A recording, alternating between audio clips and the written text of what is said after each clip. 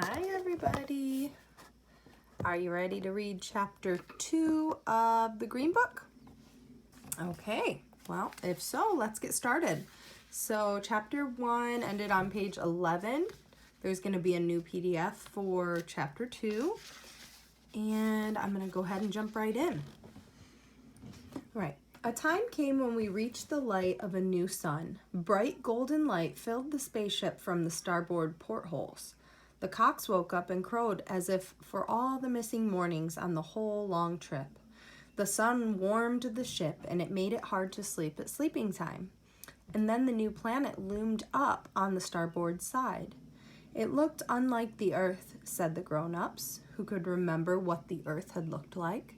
It was redder and shinier. It had no cloud drifts around it.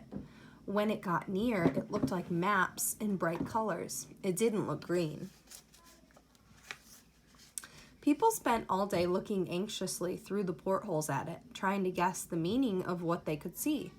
Just before touchdown, we could all see a land with mountains, craggy and rocky, and large lakes lying on the land surface everywhere. But as the ship came into land, nightfall was racing us across the ground, a big black shadow engulfing everything, moving faster than we were ourselves. Its crescent edge going at a dizzying speed and leaving us behind so that we landed in total darkness. It was an auto-control landing anyway. It happened smoothly. The ship landed at a steep angle, but immediately straightened up by leveling its pod-like legs. Then it switched off its own gravity and hummed quietly into rundown cycles. When the gravity machine switched off, everyone felt lightheaded and indeed light. The planet's own gravity was less than the ship had got us used to. Patty found out she could jump up and touch her cabin roof and land without thudding enough to make everyone cross. Everyone felt full of energy and eagerness to get out, but the guide said the ship must be kept locked until daylight. So little was known, it would be dangerous to go out. Arthur, the head of one of the families, said he would go and have a look at his own risk, and then the guide spoke to us very sternly. It's natural to feel excited, he said, but this is not a holiday. We are a hand-picked group. We are the minimum number that can possibly survive and multiply. Between us, we have the skills we require, but the loss of a single member of our party will endanger the survival of us all. There is no such thing, Arthur says, as at your own risk. Not anymore. And may we all remember that. We sat around fidgeting, restless, talking together in low voices waiting for dawn. None of the games interested us now. Patty couldn't sleep, though Father made her lie down on her bunk.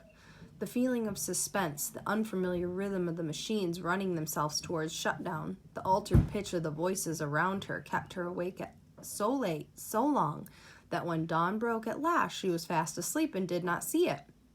But Sarah told her it had come like a dark curtain being swept aside in a single rapid movement.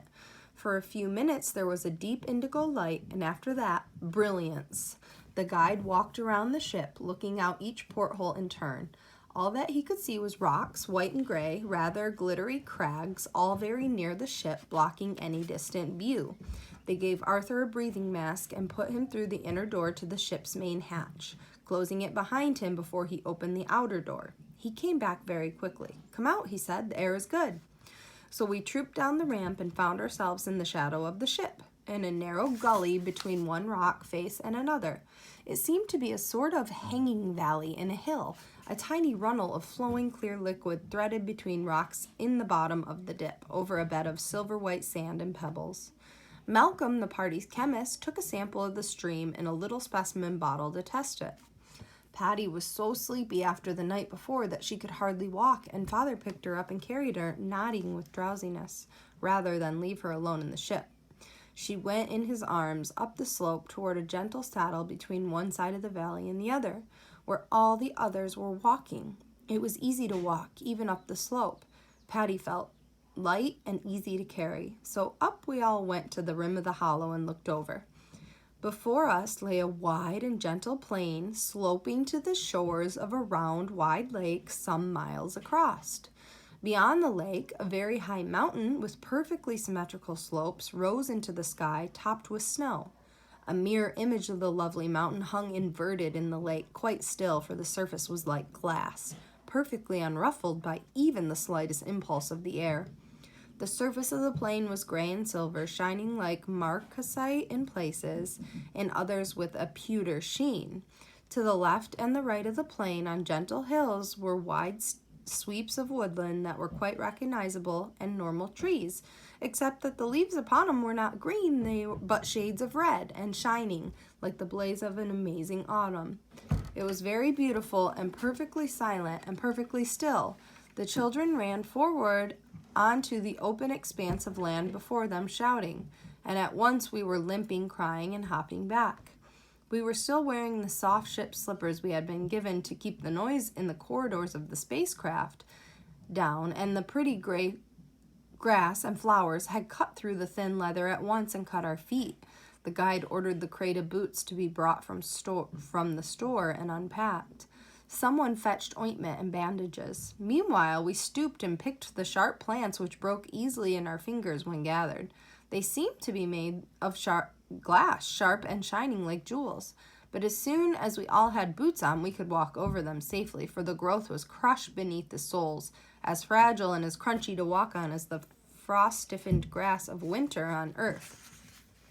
We all walked over the crisp and sparkling frost plain down toward the shores of the lake.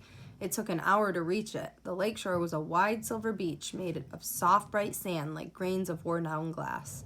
And all the time we walked toward the lake, it did not move or ruffle, even enough to shake the curtains of reflected mountain and reflected sky that hung in it. And although the air smelled good and sweet to breathe, it was windless and as still as the air in a deep cave underground. Only the littlest rivulet that followed us across to the lake from the crag valley where the ship had lodged moved. It chuckled gently from stone to stone and sparkled as brightly as the glass leaves and grass. When we got to the beach, Patty went to look where it joined the lake to see if it would make some splash or ripples for just a little way, but it seemed to slide beneath the surface at once and made only the faintest ripple ring, quickly dying in the brilliant mirror of the lake. "I think we may be lucky," said the guide. "I think this place is good." People laughed, and some of the grown-ups kissed each other. The children ran to the edge of the lake and made it splash. Jason's mother ran along the beach, calling to the waiting children not to drink the water from the lake until Malcolm had made sure it was water. Everyone was thirsty from walking, and the lake looked clear and good, but we all obediently drank from the flagons of recycled water from the ship. "Right," said the guide. "We shall begin the settlement program, and first we need to name the place we are about to build. The instructions suggest that the youngest person present should give the name. That can't include the real babies, obviously. Patty or Jason, which is the youngest?" Jason's mother and Patty's father spoke together. "It is Patty, by a few days," said father. "Well, Patty, where are we?" "We are at Shine on the first day," said Patty solemnly. "Good girl," said the guide. "This place, then, is Shine. And now we must all work and fast, for we do not know how long the days are here or what dangers there may be."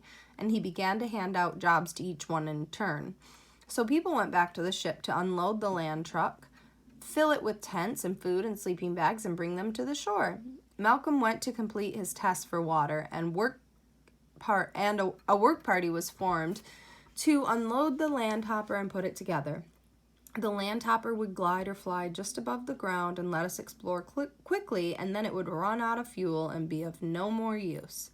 And the guide had 2 men standing with guns ready, one at each side of the camping ground in case of wild beasts or enemies. In science fiction, bullets go right through those things and they come right on anyway, roaring. "Err," said Jason. "And we're in science fiction now, aren't we? So what good are guns?" "We are in Shine," said Patty, "and no monsters will come." Jason hadn't talked to her much on the flight. He was much shorter than she, and he thought she was older. But now he had found that although she was taller, she was younger, and he got friendlier. There was no job for either, so they watched Joe setting up a tally stick. It was a huge plastic post with rows and rows of holes in it and black pegs to move in the holes. "What's it for, Joe?" they asked. "It's a calendar," said Joe. "We have to count the days here or we'll lose track. All the things on the ship will run down and stop working. clocks, calculators, everything. So this thing just keeps account. You move one hole for each day. You move the peg, and you remember where you are. A tree of days, said Patty. The grown-ups brought a stove from the ship, a can of fuel, and set it up to cook supper on the beach, for the sand was soft and easy to sit and walk on, unlike the gray glass grass. A ring of tents went up around the stove. Malcolm decided that the little stream and the huge lake were both good water, fit to drink. And after the stale, recycled water we had been drinking for so long, how fresh and clean and cool the lake water tasted. Everyone laughed again and passed the cups from hand to hand, exclaiming. The guide said they must set a guard over the camp all night. Any kind of living thing, harmless or savage, may be here, he said. The wilderness seemed so beautiful and so still it was hard to believe that, but they chose 5 of the men to take turns on watch. And only just in time, for as soon as watch was chosen, the night came upon us. A curtain of deep lilac light swept across the lake, obscuring the sight of the mountain, and sinking almost at once to a deepening purple, then inky darkness. It got dark much quicker than it would have done on Earth, in less than a half an hour. The darkness was complete for a moment or two, and then as our eyes got used to it, it was pierced by hundreds of bright and unknown stars, nameless constellations shining overhead.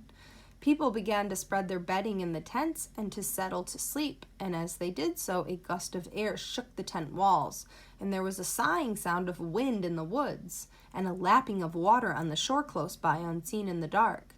And then the air was quite still again, and it began to rain, heavily and steady, though the stars were still bright and clear above. When Patty fell asleep, she could hear Father and Malcolm talking together in low voices at the other end of the tent. There must be no dust at all in the atmosphere, said Malcolm. That would scatter light and delay the dark. No wonder it feels so invigorating to breathe. Father took his turn on watch, but nothing stirred all night, he said. The rain stopped in an hour or so, and not so much as a gust of air moved anywhere around. At the sudden return of daylight, all was well. The next day, the landhopper was fitted out. It was a small craft that could carry 4 men and a scanning viewer to make tapes for the computer in the spaceship. It could hover about 40 feet up and glide over water and dry land. It was going to explore the whole planet, looking above all for any sign of life, any possible enemy creature. It had a navigation program built in, sensitive to the planet's own gravity. A lot of people wanted to go on the trip, and the guide had to choose the crew like a raffle, pulling names out of a bag. Father stayed. The people who stayed would have to look for materials to build houses. Tents would not do forever. Of course, we went first to the woods to cut down trees. A party of grown-ups went carrying saws and axes, and the children went with them to watch. The light in the woods was all ruby red and crimson where the sun struck down through the red leaves overhead. The trees wouldn't be cut down. The saw blades were blunted as soon as they cut through the soft gray bark. The trees were far harder than wood on Earth. Arthur suggested trying a hacksaw, and that did better, bringing out of the cut in the tree trunk a fine silver dust like metal fillings. The work went very slowly and was very boring to watch. After they had been working an hour, the cut was only an inch or so deep. Father began walking around the wood looking for twigs on the ground. When he found some, he broke them and held the broken end to the light. He showed Arthur and Joe what he saw. Look, this stuff has a different structure from wood. It's made of lots of little rods joined together. It's very hard to saw, but I guess it will be easy to split. I hope you're right, said Arthur. It will take 10 years to build a single house if we have to saw planks, and it takes as long as this. And how long would it take to plane and shape wood for window frames and furniture? Asked Jason's father. Children, go and gather up as many of these twigs as you can carry and take them down to the beach, Father said. We don't even know if this wood will burn yet. And if it doesn't burn, we'll have to find something else for fuel. So the men took turns at the hacksaw, and the children gathered twigs all morning. Father was right about the splitting. The tree trunk that had taken so long to cut through across the grain split easily and straight along its length when the wedges were banged in at one end with a hammer. We could use them just like this, said Arthur, round sections outward, flat edges in like log cabins. As for windows, said Father, I doubt if we'll need them, for the sunlight was striking through the pale stuff of the split logs as though it were frosted glass. A little more trial and error showed that nails were useless. Even the best ones turned their points at once on the tree trunk. But it was very easy to drill, and screws would hold well in it. Meanwhile, on the beach, Joe set light to the pile of twigs the children had carried from the wood and discovered at once the trees would burn. The twigs caught fire easily and blazed brilliantly with a bright blue flame, so hot and fast burning that the fire had to be dampened with sand before the meal could be cooked on it. "We should need to be careful making huts out of this," said Malcolm. "We shall need some stone chimneys and hearths, I think." When we had eaten and brewed a can of coffee on the fierce little bonfire, we quenched it with water, and then the children found in the ashes curious shiny lumps of molten stuff, too hot to hold and streaked in green and blue and orange, which had formed on the sand where the fire had blazed. A conference was going on among the grown-ups. Cutting trees was going to be terrible labor and would soon blunt all the blades we had. They had tried axes instead of saws, but the axes would split the tree easily. But though the axes would split the trees easily, they just bounced off the side of the trunks. Father looked thoughtfully at the fused lumps in the dead fire. "What if we try fire?" he asked. "Perhaps heat would soften the stuff." "We'd have to be very careful," said Malcolm. "It does burn very easily, and we don't want to start a forest fire." So when they had eaten, the work party returned to the forest edge and looked for a tree standing apart from its neighbors. A can of fuel was fetched from supplies and poured slowly and carefully in a ring around the foot of the tree. The grown-ups brought buckets of sand from the lakeshore to muffle the fire if it got out of hand. Then they lit the ring of kindling around the base of the tree. The flames roared up the tree, burning the bark off very fast to the very top and running along the branches to their tips. At the bottom where the trunk was ringed with fire, a soft red glow began to show on the bare translucent trunk. Then, using the longest saw blade they had so that they could stand back clear of the fire, the men began to saw through the red-hot band of the tree trunk, and the wood cut like butter, smoothly and easily. The tree toppled and fell, crashing through the outermost branches of neighboring trees, and thudding on the ground in a shower of torn twigs and leaves. Everyone cheered and shouted. "Right," said the guide. "That's how. Now who volunteers to fell the trees for the huts? Who volunteers to find isolated trees? We shall need many of them." Paddy expected Father to volunteer since he had found how to do it, but he didn't. He went back to Shine with the guide and began to help plan where the huts would be and what they would be like. Joe joined the logging party. Paddy and Jason volunteered to find trees. There were a lot of scattered single trees of great size standing among the rocks where the wood petered out at the edge of the lake.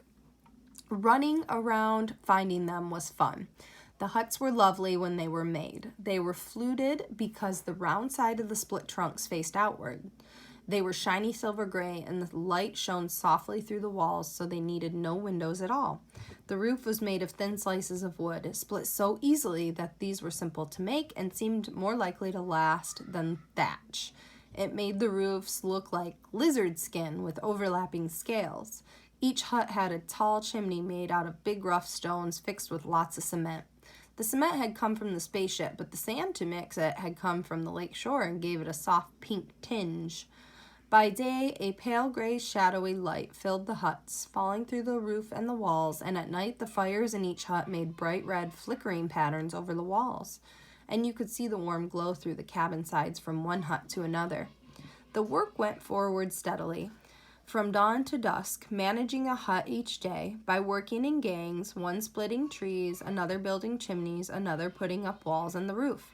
They made one hut for each family and a big hut in the middle of the site for a meeting house.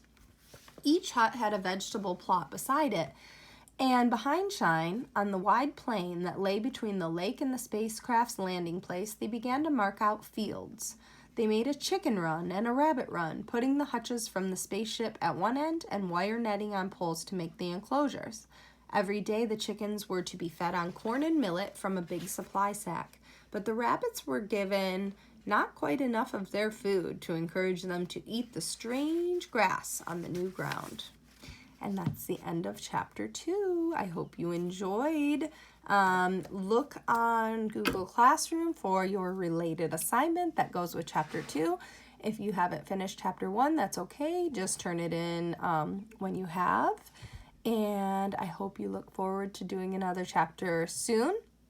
I would like to, in the future, maybe plan a Google Meet time for me to read to you. That way I could do it live, but also record it so that I can post it just like I'm posting this. I haven't figured it out quite yet, but look forward to that. Maybe for chapter 3 even, but if not, definitely for chapter 4. Okay, have a good day. Miss you guys. Hope you're well. Bye-bye.